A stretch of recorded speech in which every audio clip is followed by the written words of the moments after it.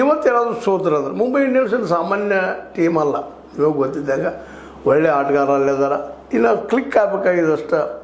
ಒಂದು ಕ್ಲಿಕ್ ಆಗಿ ಒಳ್ಳೆ ಆಟ ಆಡಿದ್ದಾರೆ ಅಂದ್ರೆ ಅವ್ರ ಹೆಸರು ತಕ್ಕಂಗೆ ಆಟ ಆಡಿದ್ದಾರೆ.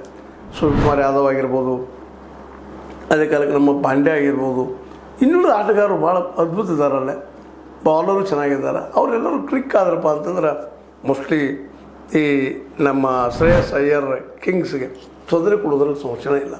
ಕೆಳಗಿದ್ದಾರಪ್ಪ ಅವ್ರು ಆಟ ಇಲ್ಲ ಅಂದ್ರೆ ಫಾರ್ಮ್ದಲ್ಲಿಲ್ಲ ಅವ್ರು ಅಷ್ಟ. ಆದರೆ ಒಳ್ಳೆಯ ಆಟಗಾರರು, ಹೆಸರಾಂತ ಆಟಗಾರರು ಎಲ್ಲರೂ ಇದ್ದಾರಲ್ಲ.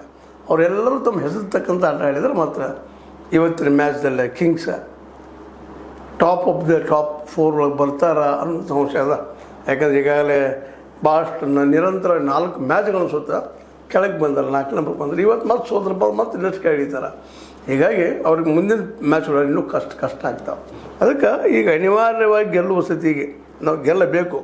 ಇಲ್ಲಪ್ಪ ಅಂದ್ರೆ ಒತ್ತಡ ಗ್ಯಾರಂಟಿ, ಹೊರಗೆ ಹೋಗುವಂಥ ಒತ್ತಡ ಬರೋ ಸಾಧ್ಯತೆಗಳಿದೆ. ಅವ್ರನ್ನಂತ ಗಾಬರಿನೂ ಕಿಂಗ್ಸಲ್ಲಿ ಅದ. ಈ ಗಾಬರಿಯಿಂದಾಗಿ ಏನಾದರೂ ಸೋಲ್ಬೇಕು ಅವರು.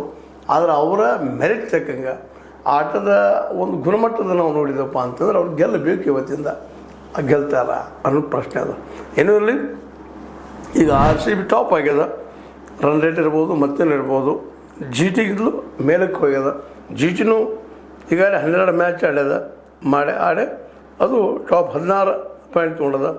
ಇವತ್ತು ಇದು ನೋಡಿದ್ರೆ RCB 12 ಆಡ್ಯದ.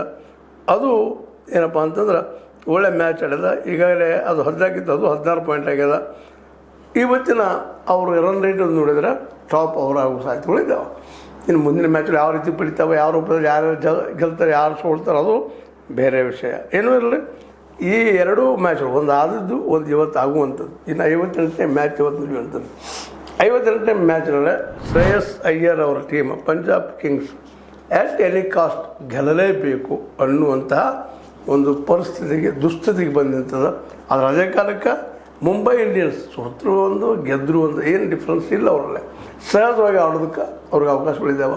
ಕ್ರಿಕೆಟ್ನಲ್ಲಿ ಸಹಜ ಮತ್ತು ಗಂಭೀರವಾಗಿ ಜೊತೆಗೆ ತಮ್ಮನ್ನು ತಾವನ್ನು ತೊಡಗಿಸ್ಕೊಂಡು ಆಡಿದರೆ